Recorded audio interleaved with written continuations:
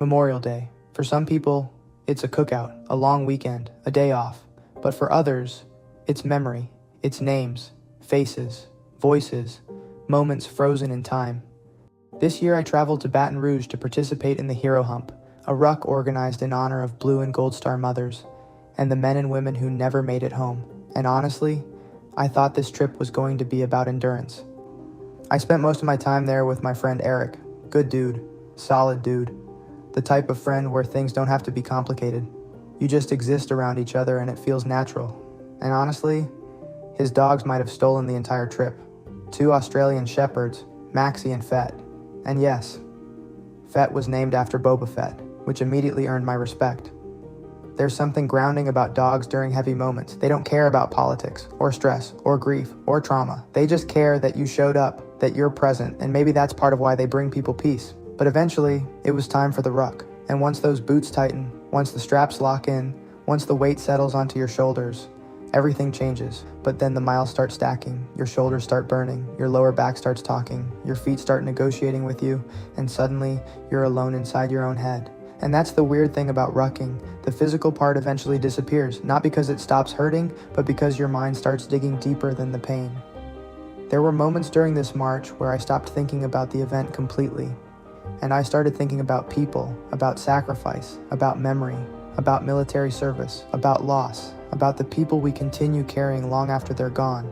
Memorial Day hits differently when you've known people who served, when you've seen what sacrifice actually costs, not in movies, not online, in real life. It changes the meaning of words like duty, brotherhood, and resilience.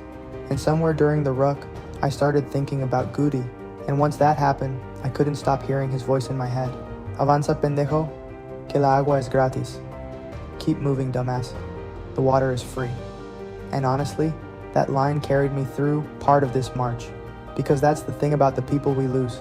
Sometimes they still move through us, sometimes they still push us, sometimes they still exist inside our decisions, our humor, our toughness, our habits. And there's something strange about suffering voluntarily with other people. It creates honesty. Nobody cares what car you drive. Nobody cares about followers. Nobody cares about status. Pain equalizes everybody. You see people encouraging strangers, checking on each other, sharing water, helping carry weight, and for a few hours, the world becomes simpler. Move forward, help each other, keep going. And honestly, I think that's part of why these events matter so much. Not because suffering itself is noble, but because shared struggle reminds people they're not alone. The GoPro footage probably doesn't fully capture how exhausting it actually was. The heat, the pressure, the repetition, step after step after step. But maybe that's what makes it meaningful too. Because grief works like that sometimes. Quiet, repetitive, heavy. You just keep carrying it. And then I started thinking about the Blue and Gold Star mothers, and honestly, I don't think enough people understand what that pain really means. A Blue Star family has someone actively serving. A Gold Star family lost someone. Imagine waking up every day knowing a piece of your life never came home, and still finding the strength to keep moving. That's why Memorial Day matters. Not because war is beautiful, not because loss is glamorous, but because remembrance matters. Because forgetting people is a second death. And I think sometimes modern life moves too fast for reflection. Everybody's distracted, scrolling, arguing, performing. But moments like this force you to slow down, to feel things, to remember people. There were stretches during the ruck where nobody was talking, just boots hitting pavement, breathing, wind, and honestly, those moments felt sacred. Not religious, just human.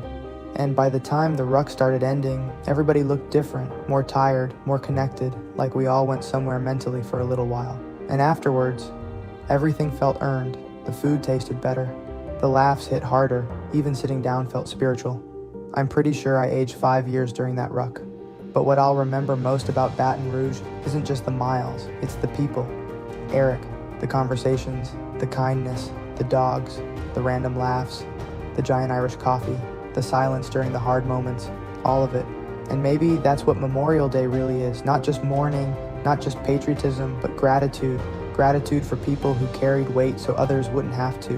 And maybe the best way we honor them is by continuing forward ourselves. So, to everyone who organized the Hero Hump, thank you. To the Blue and Gold Star families, we remember. And to Guti, don't worry, brother, I kept moving.